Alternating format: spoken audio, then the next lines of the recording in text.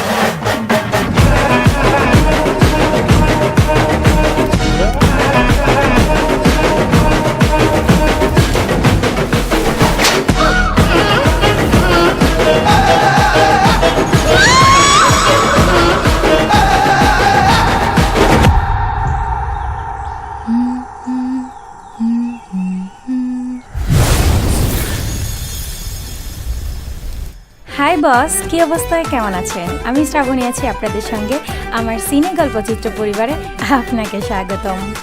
মুভির শুরুতে আমরা 1986 সাল দেখতে পাই, যেখানে একটি ছেলে অনেক রাতে ভয়ে ভয়ে দেবী লক্ষ্মীর মন্দিরে আসে। এরপর দেবীকে প্রণাম করলে সিন পরিবর্তন হয়ে এইখানে চলে আসে, যেখানে ছেলেটির নাম থাকে রবি আর মেয়েটির নাম শাইলু। তো তারা গ্রামের একজনের পেয়ারা গাছ থেকে পেয়ারা চুরি করে দৌড়াতে দৌড়াতে একটা জায়গায় বসে পড়ে। এরপর পকেট থেকে একটা ছবি বের করে রবি বলে, শাইলু দেখ, কালকে স্টুডিও থেকে এটা এনেছি। শাইলু বলে, ওয়াও, আমাদের ছবিটা কত সুন্দর হয়েছে, কিন্তু রবি তোকে বেশি সুন্দর লাগছে। রবি তো একটু পার্ট নিয়ে বলে, আরে জানি জানি, আর বলতো তোকে কেন এত সুন্দর লাগছে না? শাইলু বলে, কেন? রবি বলে, কারণ তুই চোখে কাজল পরিসনি। শাইলু একটু মন খারাপ করে বলে, আমার ঠাকুমা তো আমাকে কিনে দেয়নি রে, আর আমার কাজলও নেই। রবি বলে, এই দেখ, তোর জন্য আমি নিয়ে এসেছি। শাইলু বলে, কিভাবে? রবি বলে, তোর জন্য আমি রাতে মন্দিরে গিয়েছিলাম, তারপর নিজেই বীজ গুঁড়া করে নারিকেল তেল মিশিয়ে তোর জন্য এটা বানিয়ে এনেছি। শাইলু বলে, এত রাতে তুই একা একা গিয়েছিলি, ভয় পাসনি? রবি বলে, হ্যাঁ পেয়েছি, কিন্তু ছবিতে যখনই দেখেছি তোর চোখে কাজল নেই, তখন নিজেকে সাহস জুগিয়ে তোর জন্য আনতে গিয়েছি। এরপর বলে, শাইলু যখন তুই চোখে কাজল লাগাস, মনে হয় সাদা আকাশে অন্ধকার আবরণ পড়েছে, তোকে দেখতে অনেক সুন্দর লাগে। তো এরপর তারা বাড়িতে আসার সময় হঠাৎ করে কুয়া থেকে একটা কুকুরের বাচ্চার শব্দ পায়। দেখে কুকুরটা এখানে অনেকটা অসুস্থ অবস্থায় কোনো মতে বেঁচে আছে। শাইলু বলে, আমাদেরকে এখনই কুকুরটাকে বাঁচাতে হবে। আর এরপর রবি এইভাবে কুকুরটাকে বাঁচিয়ে নেয়। তো শাইলু বলে, রবি ওকে আমি আমাদের বাড়িতে নিয়ে যেতে চাই। রবি বলে, আচ্ছা ঠিক আছে। এরপর সিন চলে আসে শাইলুর বাড়িতে। শাইলুর খুব ছোটবেলায় মা মারা গিয়েছে, আর এরপরেই শাইলুর বাবা আরেকটা বিয়ে করে, আর তার সৎ মা শাইলুকে মোটেও দেখতে পারে না। শাইলুর মা মরে যাওয়ার সময় শাইলুর নামে 3 একর জমি রেখে যায়, আর সেটা নেওয়ার জন্যই তার সৎ মা বাবা শহর থেকে গ্রামে আসে। কিন্তু শাইলুর ঠাকুমা বলে, ওর মা এতটুকু সম্পদ ওর জন্য রেখে গেছে, আমি এটা কোনোভাবেই তোমাদেরকে দিতে পারবো না। শাইলু ভেবেছিল তার বাবা তাকে শহরে নেওয়ার জন্য এসেছে, কিন্তু তারা এসেছে সম্পত্তির জন্য, আর সেই সম্পত্তি না পাওয়ায় তারা ফিরে যায়। ছোট মেয়ে বাবার এই ব্যবহারে মন খারাপ করে মন্দিরে এসে কান্না করতে থাকে। আর এরই মধ্যে রবি এসে বলে, কি হয়েছে শাইলু? শাইলু বলে, বাবা আমাকে এখান থেকে নিয়ে যাবে না রে। রবি বলে, আরে তারা তোর সঙ্গে এরকম ব্যবহার করছে, তার জন্য তুই কষ্ট পাস না, চল মন্দিরে দেবীর কাছে গিয়ে আমরা প্রার্থনা করি, সেই সব কিছু ঠিক করে দিবে। এরপর তারা প্রদীপ জ্বালাতে জ্বালাতে হঠাৎ করেই রবিকে পেছন থেকে চাপটে ধরে একটা লোক, আর বলতে থাকে, তোকে বিড়ি আনতে পাঠিয়েছি আর তুই এখানে এসেছিস। লোকটা হচ্ছে রবির বাবা। তো রবির বাবার এই ব্যবহারে রবি খুব কষ্ট পেয়ে সেখান থেকে দৌড়ে পালিয়ে যায়। এরপর রবির বাবা শাইলুকে মিষ্টি করে বলে, মা তুমি আমাদের বাড়িতে আসো না কেন? শাইলু বলে, আমি গিয়েছিলাম কাকা, আপনি ছিলেন না তখন। রবির বাবা বলে, আচ্ছা মা, তাহলে আগামীকালকে এসো। শাইলু কেমন যেন একটু ভয়ে ভয়ে বলে, আচ্ছা ঠিক আছে। তো এর পরদিন অনেক সকাল হয়ে যায়, তারপরও শাইলু ঘুম থেকে ওঠে না। তাই ঠাকুমা শাইলুকে ডাকতে গেলে দেখে শাইলু খাটের উপর এরকম ভয়ে ভয়ে বসে আছে। এরপর তার ঠাকুমা সঙ্গে সঙ্গে শাইলুর বাবাকে ফোন দিলে শাইলুর সৎমা ফোন ধরে। এরপর ফোনে বলে, মা, শাইলুর প্রথমবার পিরিয়ড হয়েছে, তোমরা কি একটু আসবে? এরপর শাইলুর বাবা জিজ্ঞেস করে, কে ফোন করেছে? শাইলুর সৎমা বলে, তোমার মা ফোন করেছে, শাইলুর এই প্রথম পিরিয়ড হয়েছে, তাই আমাদেরকে যেতে বলছে। শাইলুর বাবা বলে, ও তাই নাকি, এখন সাহায্যের জন্য আমাদেরকে যেতে বলছে তাই না? সম্পত্তিটা লিখে দিতে বললাম, তা তো দিল না, এখন আমরা যেতে পারবো না। এটা বলেই ফোনটা কেটে দেয়। এরপর ছোট্ট মেয়েটি বলে, ঠাম্মা, আমার খুব পেটে ব্যথা করছে। আর ঠাম্মা বলে, কি করবি মা বল, আমাদের মেয়েদের জীবনটা এইরকমই, প্রত্যেকটা মেয়েকেই এই কষ্ট সহ্য করতে হয়। তো রাতে ঘুমানোর সময় বাইরে অনেক চিল্লাচিল্লি শুনে শাইলু ঘুম থেকে উঠে যায়। সঙ্গে সঙ্গে ঠাকুমাও উঠে বাইরে এসে পুরো অবাক হয়ে যায়, মানে রবিদের বাড়িতে কিভাবে যেন আগুন লেগে গেছে। গ্রামের লোকজন বলছে রবি আর ওর বাবা ঘরে পুড়ে মরে যাচ্ছে, তাড়াতাড়ি জল দাও। শাইলু তো ভয়ে অনেক কান্না করতে থাকে, কারণ তার একমাত্র ভালো বন্ধু ছিল শুধুমাত্র রবি। এরপর এখান থেকেই সিন চলে আসে 10 বছর পর, যেখানে বলা হয় 18ই অক্টোবর 1986 সাল মধ্যরাত। কোনো লোকজন নেই, কিন্তু রহস্যজনকভাবে খুবই দ্রুত গতিতে একটা রাস্তা দেখানো হয়, আর সেই রাস্তায় একটা কুকুর প্রাণপণে দৌড়াতে থাকে। আর ঠিক এখানেই সিন কাট হলে দেখা যায় গ্রামের কর্মব্যস্ত জীবন। তো এরই মধ্যে সকালে একটা লোক দেয়ালে কিছু লেখা দেখে তাকিয়ে থাকে। এরপর জনে জনে অনেক লোক সেখানে জড়ো হয়ে যায়। আর এরই মধ্যে দেখা যায় গ্রামের এক পাতি নেতাকে, যার নাম কাশিরাজু, আর এই হচ্ছে তার চামচা পুলি। তো সে আবার অন্ধ ছিল। তো তারা বাইকে করে একটা কাজে যাচ্ছিল। তো তখন বাইক চালাতে চালাতে একটা জায়গায় থামালে পুলিকে বলে, পুলি, এখানে এত লোকজন জড়ো হয়েছে কেন রে, চল তো দেখি। তো তারাও এসে দেয়ালে এই লেখাটি দেখে অবাক হয়ে যায়। এরপর আরেকটা লোক সাইকেল নিয়ে এসে বলে, তোমরা সবাই কি দেখছো, এখানে কি লেখা আছে আমাকে একটু বলো না, আমি তো আর পড়তে জানি না। তো কাশিরাজু বলে, মোরক্কা রাস্তার মাঝখানে শ্যামলার স্বামী মাথিরাজু আর তার প্রতিবেশী ড্যানিয়েলের স্ত্রী মরিয়মের সাথে অবৈধ সম্পর্ক আছে। আমি গ্রামবাসীর কাছে বিনীতভাবে অনুরোধ জানাই এই ঘটনাটা তারা মন থেকে মেনে নিই। এই কথা শুনে লোকটা তো আকাশ থেকে পড়ে, বলে, এটা তো আমার স্ত্রীর নাম, ওর অবৈধ সম্পর্ক আছে, ওকে আমি আজকে মেরেই ফেলবো। তারপর দৌড়ে সে বাড়ির উদ্দেশ্যে রওনা দেয়।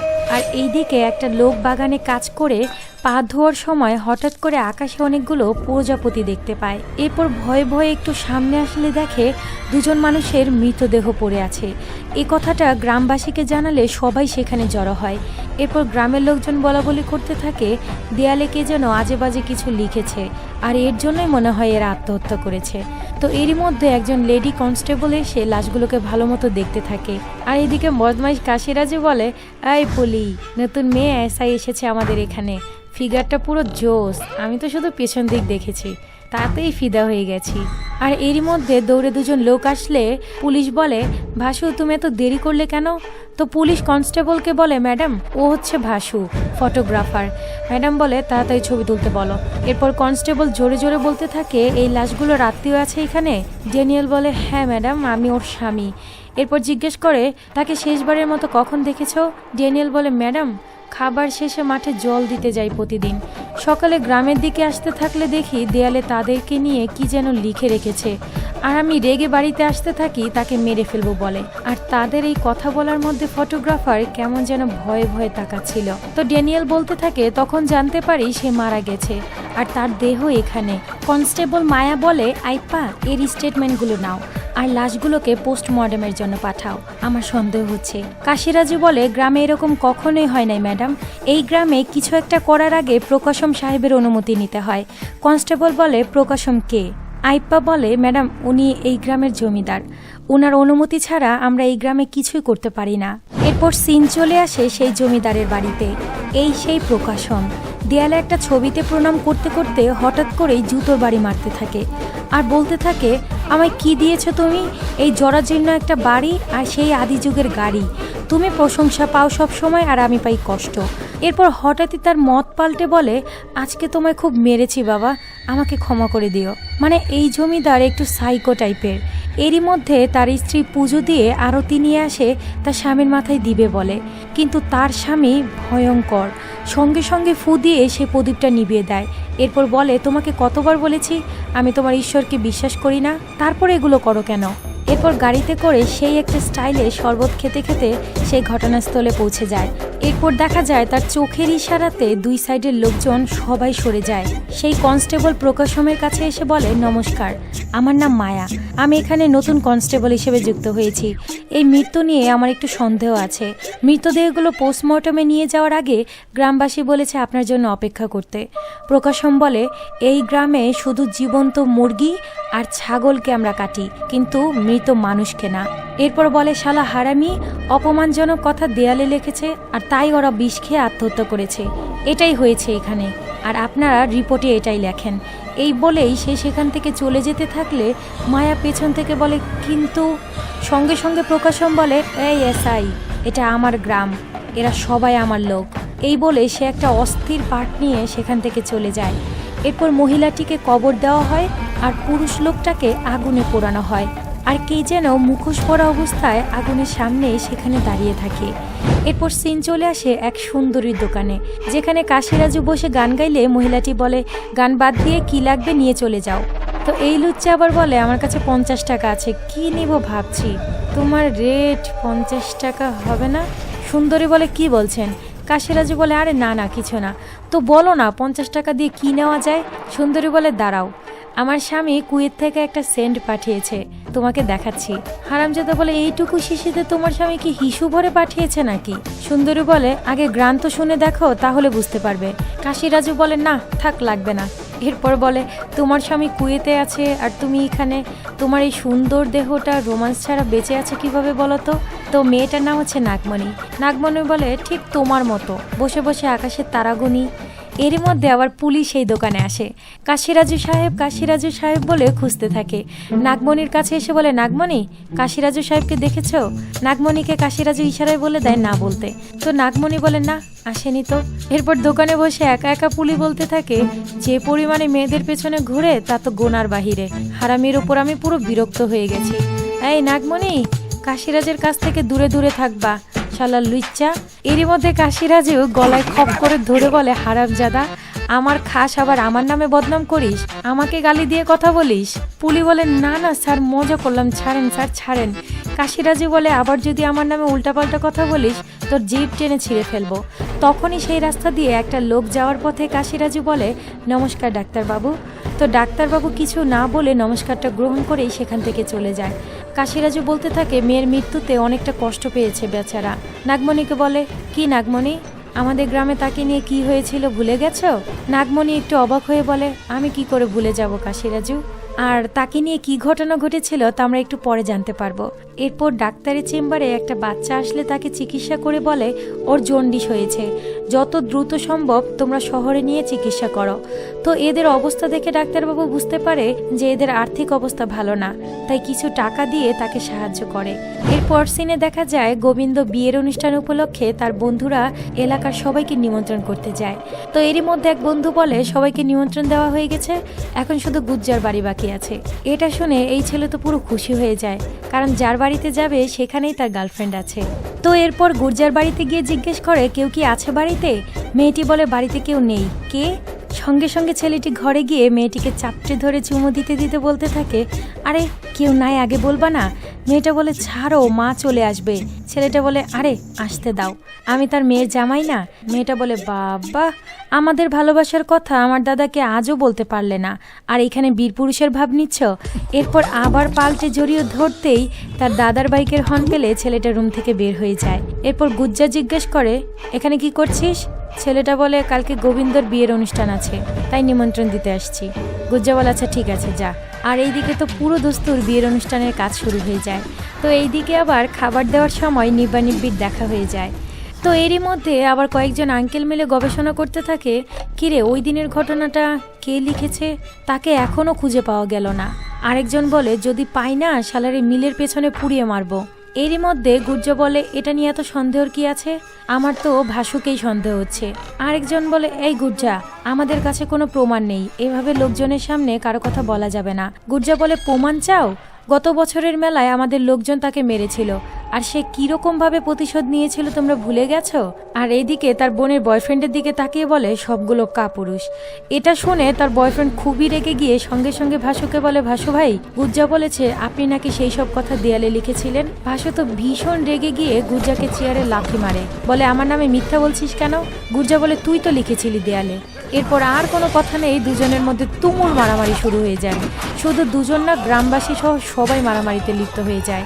তো এই মারামারির মধ্যেই একটা লোক জমিদারের গাড়ি দেখতে পেয়ে বলে, এই জমিদার আসছে, জমিদার আসছে, তাড়াতাড়ি সবকিছু পরিষ্কার করাও। তো গাড়ি থেকে নামলে আমরা দেখতে পাই জমিদার আসেনি, মানে তার স্ত্রী এসেছে। তো মেয়েটিকে আশীর্বাদ করে সে সেখান থেকে চলে যায়। আর যেতে না যেতেই আবার হুড়াহুড়ি পাড়াপাড়ি মারামারি শুরু হয়ে যায়। এরপর সেই গুজ্জা ভাসুকে দা দিয়ে কোপাবে, তখনই একটা লোক বলে, তুমি কি পাগল হয়ে গেছে, ওকে কি মেরে ফেলবে নাকি? কে দেয়ালে কি লিখেছে তোমরা কোনো প্রমাণ না করে মারামারি শুরু করে দিয়েছ, পুরো অনুষ্ঠানটা মাটি করে দিয়েছ। তোমাদের জন্য পুরো গ্রামের লোক একে অপরের সঙ্গে মারামারিতে লেগে পড়েছে। যদি একে অপরকে এতই মারতে চাও তাহলে অন্য কোথাও গিয়ে মারামারি করো, যাও। এরপর ভাসু বলে, আমার নামে যদি আরেকবার কোনো বাজে কথা বলিস না তাহলে মেরে পুঁতে ফেলবো। আর এইদিকেই সিন কাট হয়ে চলে আসে মন্দিরে। তো এই মহিলা পূজারী বলতে থাকে, শুনলাম গ্রামে নাকি মারামারি হয়েছে। পুরোহিত বলে, হ্যাঁ, ওই মারামারির জন্যই তো আমরা 2টা বছর ধরে গ্রামে কোনো অনুষ্ঠান ঠিক মতো করতে পারছি না। জানি না এই বছর পূজা হবে কি না। পূজারী বলে, তাহলে জমিদারকে এই বিষয়টা বলছো না কেন? পুরোহিত বলে, হ্যাঁ, আমি গিয়ে দেখা করব তার সঙ্গে। এরপর সিন চলে আসে জমিদারের বাড়িতে, জমিদারের কাছে। প্রভাসম বলে, এখানে এসছো কেন? পুরোহিত বলে, জমিদার সাহেব, আমরা একটা অনুষ্ঠানের কথা ভাবছি, আর সেই সম্পর্কে আপনার সঙ্গে কথা বলতাম। প্রভাসম বলে, তো যাও গিয়ে করো, কে বাধা দিয়েছে? পুরোহিত বলে, শুধুমাত্র আপনাদের মতো মানুষদের আশীর্বাদেই তো আমরা এই অনুষ্ঠানটা শুরু করতে পারি। জমিদার বলে, টাকা চাও? পুরোহিত বলে, জি সাহেব। জমিদার বলে, তাই পুরোহিত, এই বন্দুকে কয়টা গুলি আছে জানো? পুরোহিত বলে, না। প্রকাশম বলে, 2টা। একটার নিশানা ফেল হলে বাকিটা তোমার বুকে করব। তোমার এই পূজার জন্য আমরা এত টাকা দিই, সেগুলো কি খেয়ে ফেলো? যাও এখান থেকে। তো পুরোহিত চলে যাওয়ার সময় জমিদারের বউ তাকে দেখতে পেয়ে ডাক দেয়। পুরোহিত বলে, নমস্কার ম্যাডাম। ম্যাডাম বলে, আপনাকে না বলেছি মন্দিরের কোনো কিছু লাগলে আমাকে জানাবেন। সে উদাসীন মানুষ। এই নিন টাকাটা। পুজো কবে শুরু হবে? পুরোহিত বলে, ম্যাডাম, সোমবার রাতে, আর মঙ্গলবারে 12টা পর্যন্ত চলবে। মঙ্গলবার অত্যন্ত শুভ বার, দেবী মা লক্ষ্মীর প্রিয় দিন। আমার মনে হচ্ছে মা লক্ষ্মী নিজেই আপনার রূপে এসে পুজোর অনুষ্ঠানের সূচনা করলো। ম্যাডাম বলে, তেমন কিছুই না, ঠিক আছে, আপনি যান। এরপর রাতে এই কথাটা জানতে পেরে জমিদার তার বউকে খুবই বকাবকি করে। জমিদারের বউ বলে, আমি তোমার বউ বলে গ্রামের সবাই আমাদেরকে বড় বলে জানে, আমাদের কাছ থেকে সাহায্য নিয়ে থাকে, তাদের সাহায্য করাটাই তো আমাদের উচিত, তাই না বলো? তো এইদিকে গাড়িতে করে পুলিশরা কোথায় যেন যাচ্ছে। তো তখন কনস্টেবল বলে, ছবিগুলো এখনো পাইনি কেন? আইপ্পা বলে, ম্যাডাম, ভাসুকে বলেছি, ভাসু বলল বিকেলে দিয়ে দিবে। এসব কথা বলতে বলতে মায়া যখন একটু বাইরের দিকে তাকায়, হঠাৎ একটা মুখোশধারী লোককে দেখে সে একদম অবাক হয়ে যায়। এরপর গাড়ি থামালে আইপ্পা বলে, ম্যাডাম, এখানে তো শুধু কলা গাছ, আপনি কি দেখেছেন? মায়া বলে, আমার মনে হয় আমি কাউকে দেখেছি। আইপ্পা বলে, না ম্যাডাম, কেউ নাই এখানে। এরপর গাড়িতে উঠে তারা চলে যায়। আর এরই মধ্যে দেখা যায় সেই পূজার দিন চলে এসেছে। আর এদিকে তো পুজোর আনন্দ শুরু হয়ে যায়, যে যার মতো করে পূজার কার্যক্রম করতে থাকে। আর পুজোর শেষে আবারও সেই ভয়ঙ্কর রাস্তাটা দেখানো হয়, যেখানে খুব জোরে একটা কুকুর দৌড়াচ্ছে। সিন আবার কাট হয়ে আসে একটা লোকের সাইকেলে। সে খুবই সকালে কাজে যাচ্ছিল, হঠাৎ সামনে কি যেন দেখে, ভয় পেয়ে সাইকেলটা ফেলে দৌড়ে গ্রামের ভেতরে চলে যায়। এরপর গ্রামবাসীরা দৌড়ে আসতে থাকে সেই জায়গায়, আর বলতে থাকে, আবারও কে জানি দেয়ালে কি লিখেছে। সবাই দেখতে থাকলে কাশিরাজু বলে, প্রতি মঙ্গলবার করেই গ্রামে কি একটা শনির দশা দেখা দিল। পুলি বলে, এখানে কাদের নাম দেওয়া আছে? কাশিরাজু বলে, মন্দিরের রাস্তার পাশে কানামের অবৈধ সম্পর্ক আছে মিল কৃষ্ণা আর কুয়েত প্রবাসী সুম্মির স্ত্রী নাগমণির সাথে। আমি গ্রামবাসীদের অনুরোধ করছি মন থেকে তারা এটা মেনে নিক। গ্রামের লোকজন বলে, এভাবে আমরা আর কত সম্পর্ক মেনে নেব। এরপর লেখাটি পড়তে পড়তে কাশিরাজু বলে, আগে দেখো সবাই তারা জীবিত আছে নাকি মৃত। এরপর দেখা যায় একটা লোক সকালে বাগান থেকে কলা গাছ কেটে গ্রামের ভেতরে যেতে থাকলে গাছের মধ্যে দেখে 2জন লোকের মৃতদেহ ঝুলছে। সঙ্গে সঙ্গে পুলিশ এসে বলে, আইপ্পা মৃতদেহগুলো নিচে নামাও। এরপর কনস্টেবল ভাসুর পিঠে একটা থাপ্পড় দিয়ে বলে, শুনেছি যে মরেছে তার সাথে নাকি তোমার শত্রুতা ছিল। ভাসু বলে, হ্যাঁ ম্যাডাম, একটু মারামারি করেছিলাম। কনস্টেবল বলে, আচ্ছা ঠিক আছে, তোমার কাজ চালিয়ে যাও। এরপর সেখানে জমিদার আসলে গ্রামের একটা লোক দৌড়ে এসে বলে, জমিদার সাহেব, আমাদের মেল কৃষ্ণা আর নেই। সাথে সাথে জমিদার তার বুকে লাথি দিয়ে বলে, আমার থেকে দূরে থাক। এরপর কনস্টেবল বলে, অবৈধ সম্পর্ক আর লজ্জার কারণে আত্মহত্যা, এটাই তো মনে হয় আপনার গ্রামের ঐতিহ্য, তাই না জমিদার সাহেব? আপনাকে আগেই বলেছি এটা পরিকল্পিত খুন। কেউ ইচ্ছাকৃতভাবে মানুষগুলোর নাম লিখে তারপর তাদেরকে হত্যা করছে। আর সেই লোকটা মনে হয় এই গ্রামেই আছে, আর আপনারা সবাই তাকে চেনেন। জমিদার বলে, আপনি কিভাবে বলছেন এদের খুন করেছে? মায়া বলে, এত উঁচু গাছেতে কেউ আত্মহত্যা করতে পারবে না, এখানে কোনো মই নেই, তাদেরকে কেউ মেরে এখানে ঝুলিয়ে রেখেছে। জমিদার বলে, এই লোকেরা সম্মানের জন্য তাদের জীবন দেবে, কিন্তু কাউকে হত্যা করবে না, কথা সাবধানে বলবেন। কনস্টেবল বলে, এটা সম্মানের জন্য নাকি প্রতিশোধের জন্য সেই সিদ্ধান্ত নেওয়ার কাজ আপনার না। খুনিকে খুঁজে বের করতে পোস্টমর্টম করা অনেক বেশি জরুরি। আর এই কথা শুনে জমিদার কিছু বলতে না পেরে চলে যায়। মায়া বলে, আইপ্পা বডিকে পোস্টমর্টমের জন্য পাঠাও। এরপর মায়া অনেক বেশি ভাবতে থাকে, আসলে এর উদ্দেশ্যটা কি? সে কি সাইকো নাকি কেন এরকম করছে? কিছু লোক ভদ্র বেশে আছে আর কিছু লোক একদম চুপচাপ আছে। আমার তো অনেক বেশি মনে হচ্ছে খুনি এই লোকগুলোর মধ্যেই লুকিয়ে আছে। একবার জানতে পারলে এর পরের খবর আমি বের করব। তো এইদিকে গ্রামের সবাই মিলে মন্দিরে আলোচনা করতে থাকে, আসলে এই কাজটা কে করছে। গ্রামের জন্য পুরো ভয়ঙ্কর পরিস্থিতি তৈরি হয়ে গেছে, আর প্রত্যেক মঙ্গলবারেই মানুষগুলো মারা যাচ্ছে। পুরোহিত বলে, আমরা যদি একটা যজ্ঞ করতে পারি তাহলে মনে হয় এইসব থেকে আমরা রেহাই পাবো। লোকজন বলে, কালকেই মঙ্গলবার, তাহলে আমরা সবাই একটা কাজ করব, সারা রাত পাহারা দিব আসলে কে দেয়ালে কি লিখছে, আর যদি দেখতে পাই তখনই তাকে আমরা ধরে ফেলতে পারবো। তো গ্রামের পঞ্চায়েতের মধ্যে একজন পুলিকে বলে, এই পুলি, গ্রামের সবাইকে আজকে জানিয়ে বলে দে যে যার বাড়িতে যেন থাকে। এরপর পুলি ঢোল বাজিয়ে সবাইকে বলে, আমাদের গ্রামে যাদের সঙ্গে যাদের অবৈধ সম্পর্ক আছে তাদের নাম লিখে কিন্তু মঙ্গলবারেই হত্যা করা হচ্ছে, আর আগামীকাল মঙ্গলবার ঘোষণা দেওয়া হলো কেউ যেন বাড়ির বাইরে বের না হয়। এরপর রাতে মশাল নিয়ে সবাই খুঁজতে বের হয়। তো খোঁজাখুঁজির এক পর্যায়ে হঠাৎ করে একটা মুখ বাঁধা লোককে দেখা যায়। সে দৌড়াতে থাকলে এক পর্যায়ে ড্যানিয়েল এই বিষয়টা দেখতে পায়।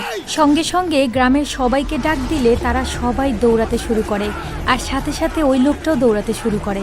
এদিকে কাজ শেষে ডাক্তারবাবু বাসে করে তার গ্রামে পৌঁছায়। আবার এইখানে সিন চলে আসলে দেখা যায় ওই লোকটাকে ধরার অনেক চেষ্টা করা হয়। ঠিক ধরার এক পর্যায়ে সেই লোকটা ব্রিজের সামনে এসে নদীতে ঝাঁপ দেয়।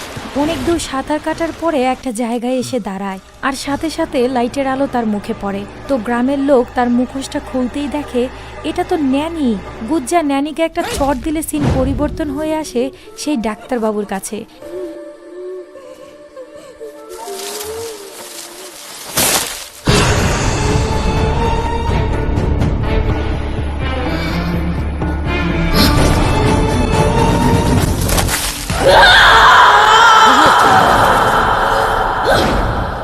ডাক্তারবাবু তো অনেক ভয় পেয়ে বলে, শাইলু। এরপর সিন চলে যায় 10 বছর আগে, যেখানে এই ছোট্ট শাইলু অনেক বড় হয়ে যায়, আর সেই পালিত কুকুরটাও বড় হয়ে যায়, আর যার নাম রাখে রাজা। এরপর শাইলু রাজাকে আদর করে কলেজের উদ্দেশ্যে রওনা দেয়। আর এরই মধ্যে পাশের বাড়ির একটা ছেলে সবসময় শাইলুর দিকে হা করে তাকিয়ে থাকতো।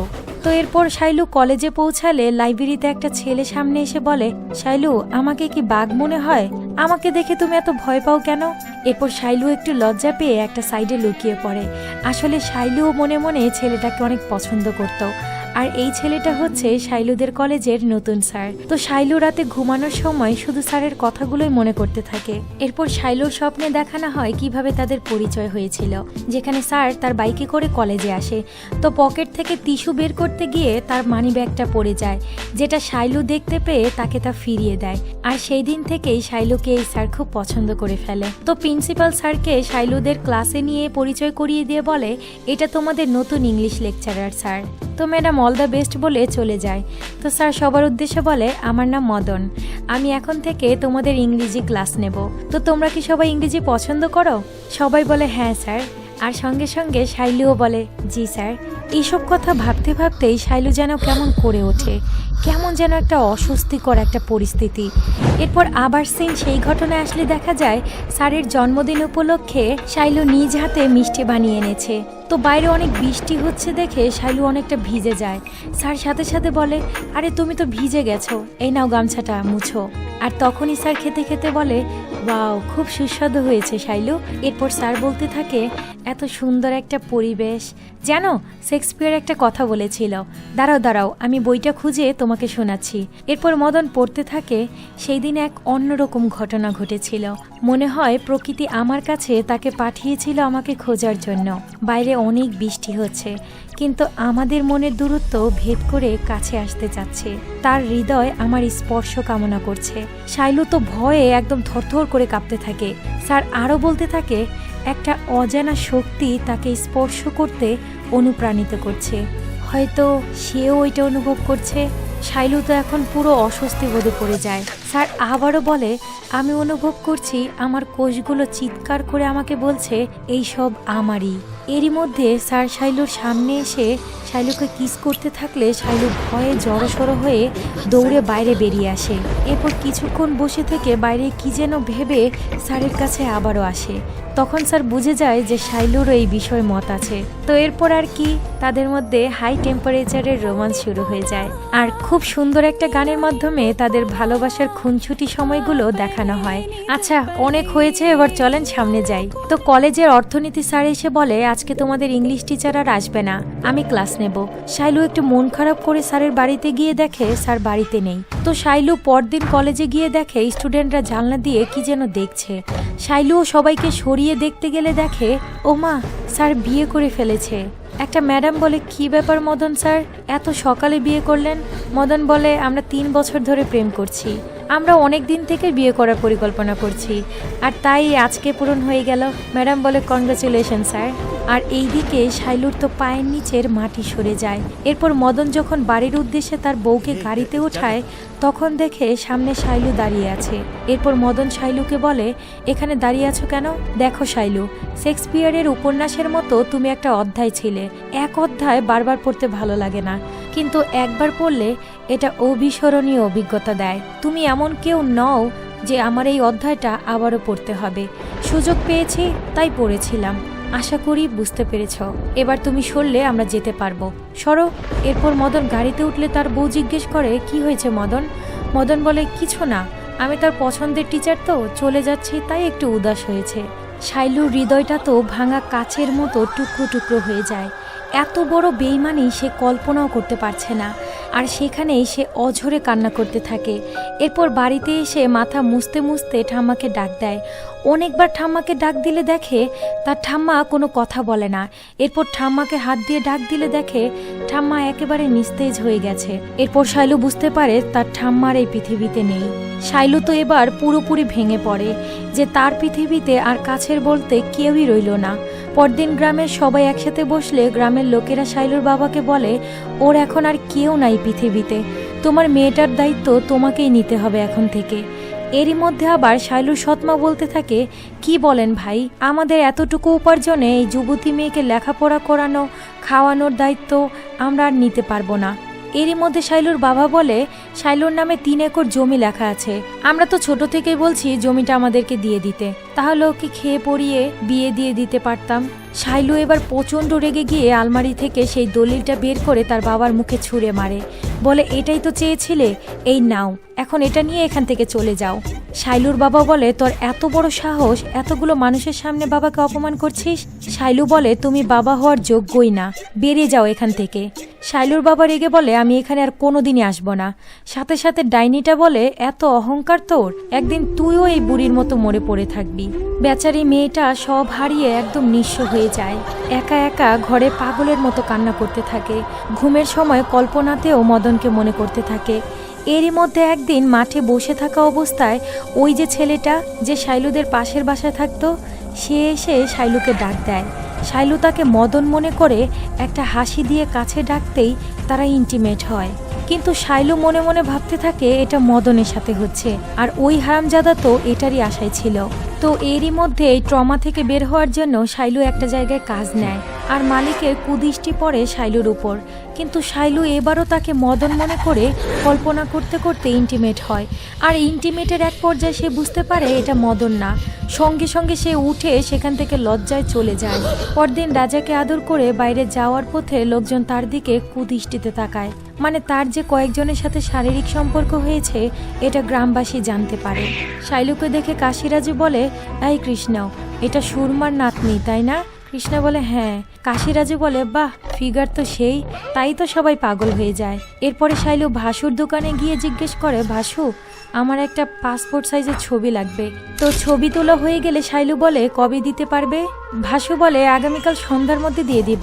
এরপর শাইলু চলে গেলে আমরা ভাসুর মুখে অন্যরকম একটা হাসি দেখতে পাই, মানে এই ভাসুও সুযোগের অপেক্ষায় আছে। তো বাসে করে কাজে যাওয়ার পথে কিছু ছেলেরা হাসাহাসি করার সময় বারবার শাইলুর শরীরে টাচ লাগে। শাইলু মুখে এটার প্রতিবাদ করতে পারে না, কিন্তু যতবার তার শরীরে টাচ লাগছে সে একটা অস্বস্তিকর পরিস্থিতির মধ্যে পড়ে যাচ্ছিল, মানে একদম পাগল হয়ে যাচ্ছিল। তার মধ্যে কেমন যেন একটা উত্তেজনাপূর্ণ অনুভব হচ্ছিল, আর সেই অনুভূতি থেকে বের হওয়ার জন্য তার হাতের রাবারটা বারবার টেনে নিজের হাতে আঘাত করতে থাকে, যেন ওই রকম অস্বস্তিকর পরিবেশ থেকে সে নিজেকে সরিয়ে রাখতে পারে। এইভাবে শরীরে আঘাত করতে করতে হাতের কবজির জায়গাটা একেবারে পুড়ে যায়, আর ঠিক এক পর্যায়ে জোরে জোরে রাবারটা টানতে টানতে রাবারটাই ছিঁড়ে যায়। তো এরপর কাজে পৌঁছে গেলে তার মালিক কয়েকটা ছেলেকে নিয়ে তার সামনে এসে বলে, শোন, এরা আমার বন্ধু, এদের সঙ্গে কিছু সময় গল্প কর, 30 মিনিট সময় দিচ্ছি, এরপরই আমি আসব। শাইলু বলে, আমি কি গল্প করব? মালিক বলে, ঢং করিস না, 30 মিনিট সময় দিচ্ছি, আমি এরপরেই আসছি। এরপর জানোয়ারগুলো শাইলুকে টাচ করতে চাইলে শাইলু তাদেরকে ধাক্কা দিয়ে সরিয়ে দেয়। এটা সেই লোকটা তার মালিককে জানালে মালিক এসে বলে, ওদের সঙ্গে এরকম করছিস কেন? এরপর শাইলুর হাত টানাটানি করলে শাইলু তাকে ঠাস করে একটা চর বসিয়ে দেয়, আর এতেই সেই জানোয়ারটা রেগে তার চুলের মুঠি ধরে টানতে টানতে বলতে থাকে, তোর কত বড় সাহস, তুই আমার বন্ধুদের সামনে আমাকে থাপ্পড় মেরেছিস, দাঁড়া, আজকেই তোর খবর আছে। এরপর সেই কারখানার সামনে তাকে ধাক্কা মেরে ফেলে দিয়ে বলে, আমার আলমারি থেকে 10,000 টাকা চুরি করেছে ও, আমার বন্ধু হাতে নাতে ধরেছে, আর এখন কান্না করার ভান করছে, বের হয়ে যায় এখান থেকে, তোকে যদি আমার কারখানার আশেপাশে দেখি একদম খুন করে ফেলবো। শাইলু তো অসহায়ের মতো কষ্টে, ক্ষোভে, দুঃখে, অপমানে সেখান থেকে কাঁদতে কাঁদতে চলে আসে। একটা ব্রিজের সামনে এসে সুইসাইড করতে চায়, কিন্তু অনেকবার চেষ্টা করার পরেও সেই কাজটা আর করতে পারে না। এরপর দেখা যায় ওই ছেলেটা, যে ছেলেটা শালুর সঙ্গে অন্তরঙ্গ হয়েছিল, কাজ থেকে আসার সময় শাইলু তাকে ডেকেছিল। তো ওই শয়তানটা শাইলুর বাড়িতে এসে দরজা খুলতেই দেখে শাইলু এই অবস্থায় দাঁড়িয়ে আছে। এরপর ওকে একটা লাঠি দিয়ে বলে, তুমি আমাকে মারো, এক্ষুনি মারো। আর জানোয়ারটা শাইলুর এই অবস্থা দেখে মাথায় কোনো ভালো চিন্তা না এনে নোংরা চিন্তায় শাইলুকে ভীষণ মারতে থাকে, আর এত মারার এক পর্যায়ে শাইলু ক্লান্ত হয়ে বসে পড়ে আর প্রচণ্ড কান্না করতে থাকে। এরপর হারামজাদা শাইলুর গায়ে হাত দিলে শাইলু ঘেন্নার চোখে চিৎকার দিয়ে ওঠে, আর সেই চিৎকারে এই বদমাশটা পালিয়ে যায়।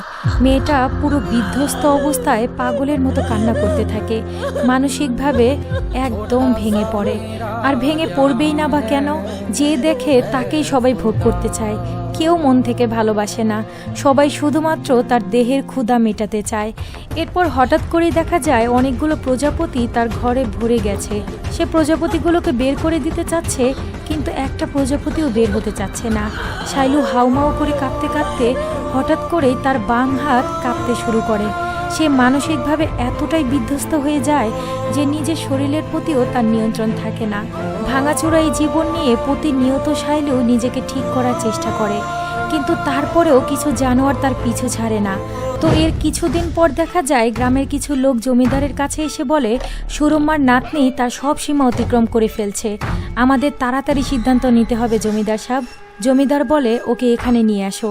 সিন শাইলুর কাছে আসলে দেখা যায় অনেক দিন পর শাইলু খুব সুন্দর একটা শাড়ি পরেছে। তো শাইলু শাড়িটা পরতে পরতে তার দরজায় গ্রামবাসীরা ধাক্কা দিতে থাকে। এরপর দরজাটা খুলতেই আচমকায় সবাই তার চুলের মুঠি ধরে বাইরে বের করে আনে। শাইলু সবাইকে জিজ্ঞেস করে আমি কি দোষ করেছি, আমার সঙ্গে সবাই এমন করছো কেন। এরপর গ্রামবাসী তারা একটা কথাও বলে না। এরপর এভাবে তাকে টানতে টানতে জমিদারের কাছে নিয়ে আসে। এরপর জমিদার শাইলুকে বলে তোমাকে এখানে কেন নিয়ে এসেছি তুমি জানো। গ্রামের লোক বলে কেন তোকে নিয়ে এসেছি বল। শাইলু কোনো কথা বলতে পারে না। জমিদার বলে এখানে নীরবতার কোনো স্থান নেই, গ্রামের সবার সঙ্গে মেলামেশা করতে তোমার লজ্জা করে না। এই গ্রামের রীতিনীতি আছে, আর আমি এই পরিবারগুলোর রীতিনীতি নষ্ট করতে দিব না, তুমি গ্রামে থাকারই যোগ্য না। এরপর জমিদার বলে যাও, সবাই তাকে গ্রামের বাইরে বের করে দাও। আর তার এই কথায় গ্রামের লোকজন তাকে অমানুষের মতো ইট পার্কেল মেরে গ্রাম থেকে বের করে দেয়। পরদিন দেখা যায় গ্রামের ওই কুয়া থেকে শাইলুর লাশ তোলা হচ্ছে, মানে অভাগা শাইলু আত্মহত্যা করেছে। তো গ্রামের লোকজন বলে ওকে গ্রামের বাইরে নিয়ে চলো, ওকে পুড়িয়ে ফেলতে হবে। আরেকজন বলে ওর লাশ পোড়াবে, তোমার কি মাথা খারাপ হয়েছে নাকি, এসব নোংরা নারীদের নদীতে ভাসিয়ে দাও। এরপর সিন চলে আসে বর্তমানে। থানায় কনস্টেবল আসলে সবাই তাকে সম্মান জানায়। এরই মধ্যে এই নেনিকে থানায় নিয়ে আসা হয়। নেনি বলে ম্যাডাম আমি খুন করিনি, গুজ্জার বোন আর আমি এক অপরকে ভালোবাসতাম ম্যাডাম। ভেবেছিলাম যদি গ্রামে আমাদের নাম কেউ লিখে দেয় তাহলে তো পুরো গ্রামে আমাদের কথা সবাই জেনে যাবে, তাই আমি ভয়ে রাতে পালাতে চেয়েছিলাম, কিন্তু আমি ওই হত্যাকাণ্ডের সঙ্গে জড়িত না ম্যাডাম। এরপর আইপ্পা বলে তুই চুপ কর, কি করেছিস সেটা আমরা বের করব। এরপর বলে ম্যাডাম এই যে পোস্টমর্টমের রিপোর্ট। তো কিছুক্ষণ পর আইপ্পা বলে ম্যাডাম রিপোর্টে কি লেখা আছে। মায়া বলে আমরা যাকে খুঁজছি ও সে না। তখন আইপ্পা বলে ম্যাডাম পুরো গ্রামে গন্ডগোল লেগে গেছে। মায়া বলে কেন। আইপ্পা বলে ডাক্তার সাহেব নাকি ভূত দেখেছে, পুরো গ্রাম ভয় পাচ্ছে আর বলছে এটা নাকি অপকর্মের ফল। মায়া বলে ভূত হোক আর যেই হোক, আগামীকাল মঙ্গলবার তার শেষ দিন হবে। আর এইদিকে গুজ্জাও সবাইকে নিয়ে বলতে থাকে কাকা তোমরা সবাই রেডি থাকো, যে যার বাড়িতে খবর রাখবে কে কোথায় দেয়ালে কি লিখছে, কালকেই ওর শেষ দিন হবে। তো এইদিকে গ্রামবাসী টহল দিচ্ছে আর এইদিকে পুলিশ টহল দিচ্ছে। তো খোঁজাখোঁজির মধ্যে এরই মধ্যে পেছন থেকে ড্যানিয়েল জোরে বলতে থাকে আবারও কে যেন দেয়ালে কি লিখেছে। এটা শুনে গুজ্জা বলে সবাই চলো ওখানে, আজকে ওকে মেরেই ফেলবো। এরপর সবাই পৌঁছে গেলে দেয়ালে গুজ্জা পড়তে থাকে সবাই সাবধানে থাকবেন, এইডস হলে তার কোনো প্রতিকার নেই। সাথে সাথে গুজ্জা ড্যানিয়েলকে একটা ঠাস করে চর বসিয়ে দেয়, বলে হারামজাদা, এর জন্যই বলেছে ক্লাস 10 পর্যন্ত পড়া বাধ্যতামূলক, এত জোরে চিৎকার দিয়ে আমাদের এখানে নিয়ে এসেছিস। সঙ্গে সঙ্গে ড্যানিয়েল বলে আমি তো এত জোরে চিৎকার দেইনি, কেউ একজন চিৎকার দিয়েছে আর তার সাথে আমিও দিয়েছি। এরপর গুজ্জা বুঝতে পারে কেউ একজন তাদের দিক পরিবর্তন করার জন্য এই কাজটা করেছে, তার মানে গ্রামে কিছু একটা ঘটতে চলছে, চলো সবাই। এরই মধ্যে দেখা যায় সত্যি সত্যি দেয়ালে কেউ একজন লেখা শুরু করে, আর সঙ্গে সঙ্গে পেছন থেকে কনস্টেবল হাতে তালি দিয়ে বলে বাহ ডাক্তার সাহেব, আপনি তাহলে এগুলো করছেন তাই না, বাহ, এমন ভাব করছেন যেন আপনি কিচ্ছু জানেন না। জানি না গ্রামের লোক বিশ্বাস করবে কিনা আপনি ভূত দেখেছেন, কিন্তু আমি বিশ্বাস করছি আপনি অস্তিত্বহীন ভূত সেজে পুরো গ্রামকে ভয় দেখিয়েছেন ডাক্তার সাহেব। আর তাই তো আমি ব্যক্তিগতভাবে ভূত দেখতে আপনাকে ফলো করা শুরু করেছি ডাক্তার সাহেব। আর আপনি পুরোপুরি বিশ্বাসী ছিলেন যে গ্রামের লোক পোস্টমর্টমের অনুমতি দেবে না। এরপর ডাক্তার দৌড়ে পালাতে চাইলে সঙ্গে সঙ্গে মায়া বলে পালানোর চেষ্টা করো না, পুরো গ্রামবাসী জানতে পারলে তোমাকে এখানেই মেরে ফেলবে। আর তাতেই তাদের মধ্যে ধস্তাধস্তি শুরু হয়ে গেলে মায়া তার জায়গা মতো একটা বসিয়ে দেয়।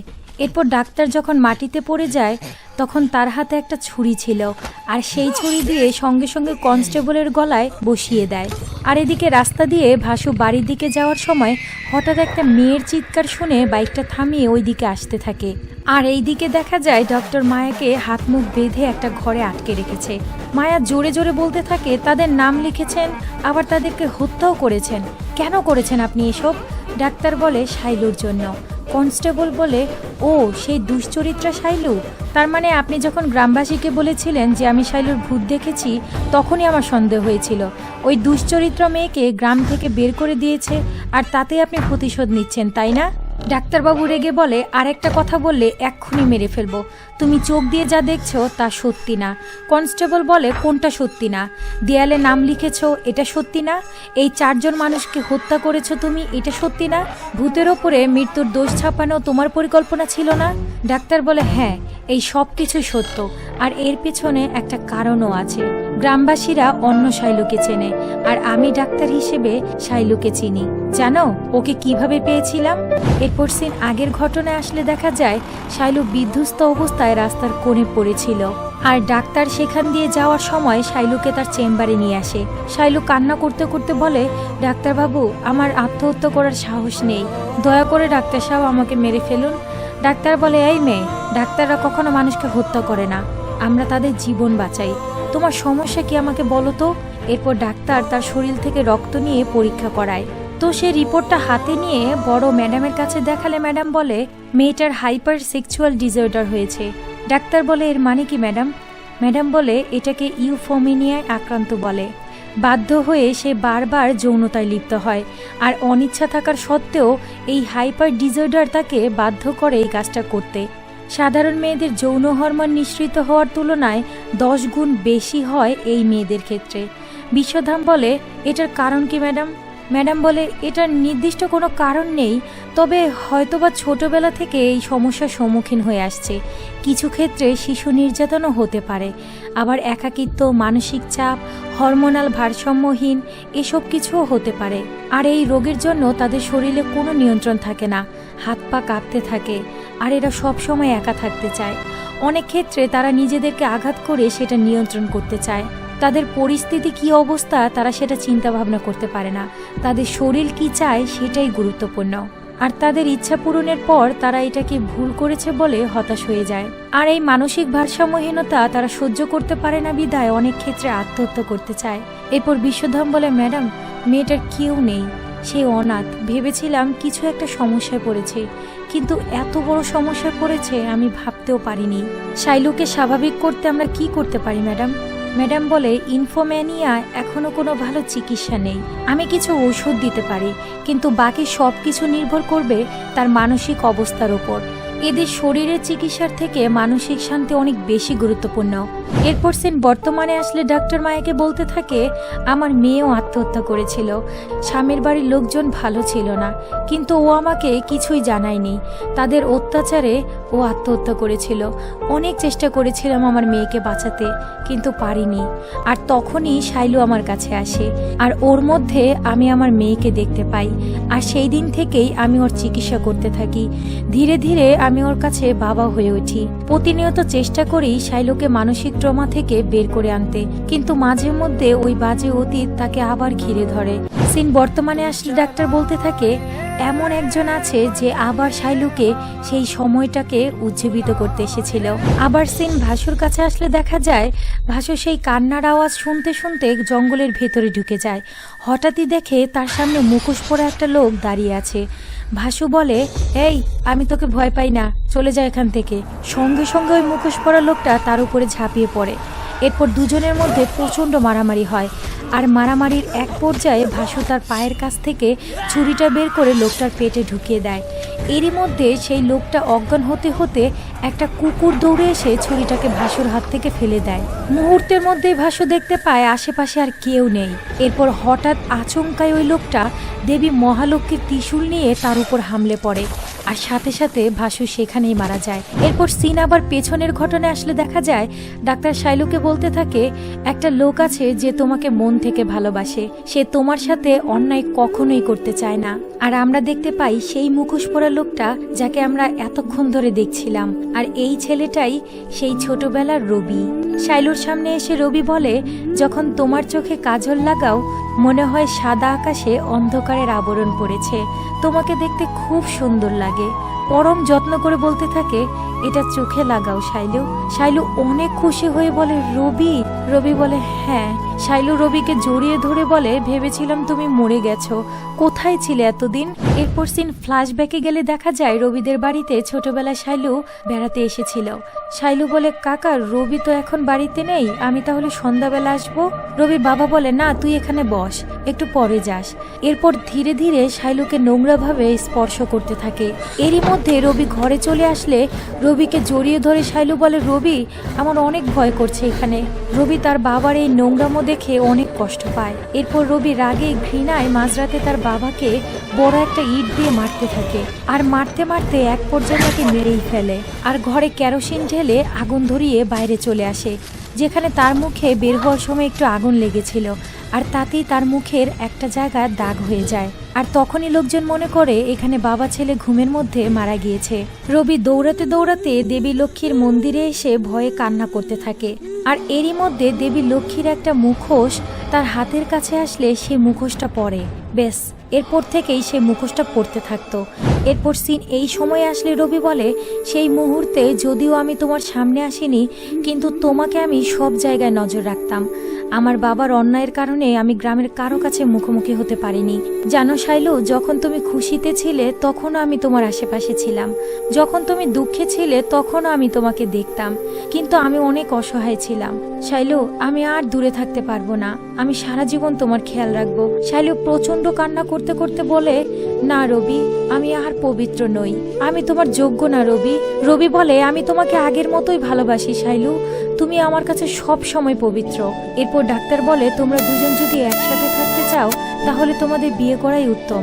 আগামীকাল আমরা শহর থেকে বিয়ের জিনিসপত্র নিয়ে আসবো, আর পরশুদিন তোমরা বিয়ে করে অনেক দূরে চলে যাবে।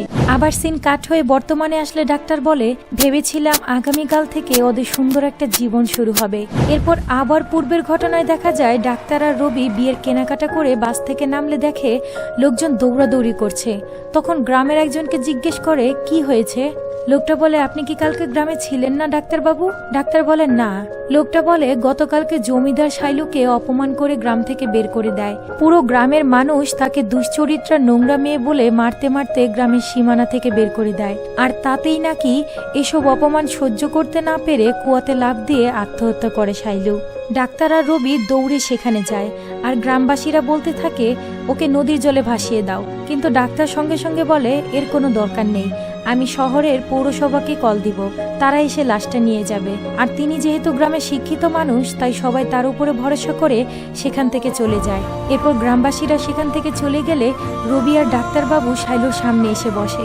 রবি আর ডাক্তারবাবু প্রচন্ড দুঃখে শাইলুকে ধরে হাউমাউ করে কাঁদতে থাকে। রবি তো পুরো পাথর হয়ে যায়। আর এইটা সেই দিন ছিল যেই দিন শাইলু খুব সুন্দর করে সেজেছিল, তারা বিয়ে করবে বলে। আবার সিন বর্তমানে আসলে দেখা যায় ইন্সপেক্টর বলছে, তার মানে আপনি একা এতগুলো লোককে খুন করেননি, আরেকজন আছে তাই না? আমি মনে করলাম শাইলু তার এই সমস্যাটা গ্রামবাসীর কাছে প্রকাশ করেনি, কিন্তু আপনি ডাক্তার হয়ে আপনি কেন করলেন না? ডাক্তার রেগে বলে, বাজে কথা বলবে না, আমরা এমন একটা সমাজে বসবাস করি যেখানে মেয়েদের পিরিয়ডের সময় তাকে আলাদা করে রাখা হয়, তাকে অপবিত্র মনে করা হয়। আর তুমি কি মনে করো শাইলুর এই সমস্যাটা গ্রামবাসী মেনে নিবে? এরা বিশ্বাস করবে? কনস্টেবল বলে, তাই বলে আত্মহত্যা করবে? ডাক্তারবাবু রেগে বলে, না, শাইলু আত্মহত্যা করে নাই, এটা খুন। আর এই কথাটা বাইরে থেকে জমিদার শুনতে পায়। এরপর ডাক্তার আবার বলে, এদের মধ্যে 5 জনকে খুন করেছি, আর একজন বাকি আছে, আর সেই একজনকেও খুন করে ফেলবো। কনস্টেবল রেগে বলে, 6ষ্ঠ জন কে? আমাকে বলে যান। এরই মধ্যে সিন জমিদারের বাড়িতে আসলে জমিদারের স্ত্রী জমিদারকে বলতে থাকে, তুমি যে বললে 5 জনকে মেরে ফেলেছে, তাহলে 6 নম্বর লোকটা কে? জমিদার রেগে বলে, তোকে বললাম না জানি না আমি। আবার সিন এখানে আসলে ডাক্তারবাবু বলতে থাকে, সেই 6ষ্ঠ জন হচ্ছে সবার কাছে ভালো সাজা জমিদারের স্ত্রী রাজেশ্বরী দেবী। আবার সিন জমিদারের কাছে আসলে জমিদার বলে, একটা খুন করার পরেও নিজেকে নিষ্পাপ দাবি করিস, তুই বেঁচে থাকার যোগ্যই না। এরপর রাজেশ্বরী তার আসল রূপে এসে জমিদারের বুকে ছুরি ঢুকিয়ে দিলে প্রভাষক বলে, তুই এসব কেন করেছিস? তখনই সিন ফ্ল্যাশব্যাকে গেলে আমরা দেখতে পাই শাইলু রাস্তা দিয়ে যাওয়ার পথে কয়েকজন শয়তান তার উপরে কুদৃষ্টি দেয়, আর সে ভয়ে দৌড়ে জমিদারের বাড়ির পেছনে লুকিয়ে থাকে। আর ওইখানেই জানলা দিয়ে দেখে রাজেশ্বরী ভাসুর সঙ্গে অন্তরঙ্গ মুহূর্তে আছে। শাইলু তো এটা দেখে আকাশ থেকে পড়ে। এরপর ভয়ে সেখান থেকে বাড়িতে আসার সময় জানালা দিয়ে তাকে রাজেশ্বরী দেখে ফেলে। এরপর রাতে ওই 6 জনকে ডেকে বলে, আমার এই ব্যাপারটা শাইলু জেনে গেছে, ও যখন তখন প্রভাসমকে বলে দিতে পারে, তোমরা একটা বুদ্ধি করো, ওকে আর বাঁচিয়ে রাখা যাবে না। ওই হারামজাদা বলতে থাকে, ম্যাডাম, আমরা যে আপনার জন্য কাজ করি এই গ্রামের কেউ জানে না, আপনি কোনো চিন্তা করবেন না, আমরা একটি সাজানো নাটক করে কালকেই ওকে গ্রাম থেকে বের করে দিব। এরপর ওকে হত্যা করব আর বলবো ও লজ্জায় আত্মহত্যা করেছে। কিভাবে তারা শাইলুকে মারবে এই ঘটনাটা ম্যাডাম তাদেরকে বললে সিন আবার চলে আসে সেই ঘটনায়, যেখানে গ্রাম থেকে বের করার পর শাইলুকে ওরা ধরে নিয়ে আসে। ভাসু শাইলুর সামনে আসলে শাইলু বলতে থাকে, আমাকে ছেড়ে দাও প্লিজ। তখনই রাজেশ্বরী আসলে শাইলু তার পা ধরে বলে, ম্যাডাম, আপনাদের দুজনের কথা আমি কাউকে বলবো না, আমাকে প্লিজ ছেড়ে দিন ম্যাডাম। কিন্তু না, ভাসু তার গলায় দড়ি দিয়ে টেনে তাকে মেনে ফেলে। এরপর সবাই মিলে তাকে কুয়াতে ফেলে দেয়। আর সিন জমিদারের বাড়িতে আসলে এই ঘটনা রাজেশ্বরী তার স্বামীকে বলতে থাকে। তাকে মারতে মারতে ঘরের উপর থেকে নিচে ফেলে দেয় আর বলে, তোর মতো যারা অবৈধ সম্পর্কে লিপ্ত তারা সমাজটাকে কুলুষিত করে। তোর বেঁচে থাকার কোনো অধিকার নেই। লালসায় অন্ধ হয়ে তুই নিরীহ মানুষকে হত্যা করেছিস। এই বলতে বলতেই জমিদার রাজেশ্বরীর গায়ে পেট্রোল ঢেলে আগুন ধরিয়ে দেয়। তাকে জীবন্ত আগুনে পুড়িয়ে মারে। পরদিন জমিদারের বাড়িতে সবাই আসলে জমিদার পুলিশকে বলতে থাকে তার চোখের সামনে এতগুলো মানুষ মারা গেছে, তাই সে এগুলো সহ্য করতে না পেরে নিজের শরীরে আগুন দিয়ে নিজেই আত্মহত্যা করেছে। এ কথা শুনে গ্রামের লোক তো হাউমাউ করে কাঁদতে থাকে ম্যাডামের জন্য। কিন্তু কেউ তো আর জানে না এই ভালো মানুষের আড়ালে কতটা নোংরা মানুষ লুকিয়ে আছে।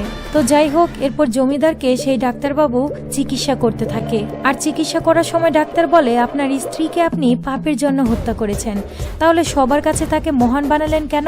জমিদার বলে, গ্রামের লোক ওকে মহৎ বলে জানতো, আর যদি জানতে পারতো ও এত খারাপ তাহলে বিশ্বাসটাই উঠে যেত।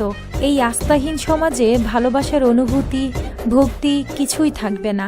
আর এজন্যই আমার স্ত্রীর সঙ্গে সত্যকে পুড়িয়ে ফেলেছি। আমি তোমার প্রশ্নের উত্তর দিয়েছি, কিন্তু তুমি আমার একটা প্রশ্নের উত্তর দাও তো। তুমি এসআইকে বলেছিলে শাইলু মারা যাওয়ার দিন তুমি গ্রামে ছিলে না, তাহলে সেই ব্যক্তিটা কে যে তোমার কাছে সত্যটা প্রকাশ করেছে? এরপর ডাক্তার জোরে জোরে হাসতে থাকলে সিন ফ্ল্যাশব্যাকে যায়, আর যেখানে দেখা যায় এই সেই পুলি যে অন্ধ না, সে সব সময় অন্ধ হওয়ার ভান করত। তো শাইলুকে মেরে ফেলার সময় পুলি ঝোপঝাড় থেকে সেটা দেখে ফেলে। এরপর শাইলুকে নিয়ে যখন রবি আর ডাক্তারবাবু কাঁদতে থাকে তখন পুলি তাদের সামনে এসে বলে, তোমরা যেটা ভাবছো সেটা না, শাইলুকে ওরা হত্যা করেছে। সবাই অবাক হয়ে গেলে সিন পূর্বের ঘটনায় গেলে দেখতে পাই পুলি মদ গিলতে গিলতে ভালো চোখ থেকে হঠাৎই ছদ্মবেশের চোখে পৌঁছে যায়। আর এই দুর্দান্ত মুভিটা এখানেই শেষ হয়ে যায়। দেখেছেন কি পরিমাণে টুইস্ট? আর হ্যাঁ, আরেকটা কথা বলি, আপনার আশেপাশে যে ভোলা ভালা মানুষটা আছে তাকে দেখে মোটেও ভাববেন না যে সে বোকা, কারণ এখনকার দুনিয়াতে কেউই আর বোকা নাই। তো যাকে বিশ্বাস করবেন একটু বুঝে শুনে, নইলে বাস খাওয়ার চান্স কিন্তু বৃথা যাবে না। আর শোনেন, খালি মুভি দেখছেন আর চলে যাচ্ছেন কেন? এটা কি ঠিক বলুন তো? এতটা কষ্ট করে ভিডিও বানাচ্ছি আপনাদের জন্য, আর আপনারা ভালোবেসে একটা কমেন্ট করতে পারেন না? তাই হ্যাঁ, যাওয়ার আগে প্লিজ একটা কমেন্ট করুন। আর সাবস্ক্রাইবের কথা আপনাদের বলতে হয় কেন? এখনই সাবস্ক্রাইব করে বেল আইকনটা অন করে রাখেন, পরবর্তী ভিডিওটা আপনি যেন সবার আগে দেখতে পারেন। তো আজকের মতো বিদায় নিলাম। ভালো থাকবেন, সুস্থ থাকবেন, tata. So please subscribe, whatever.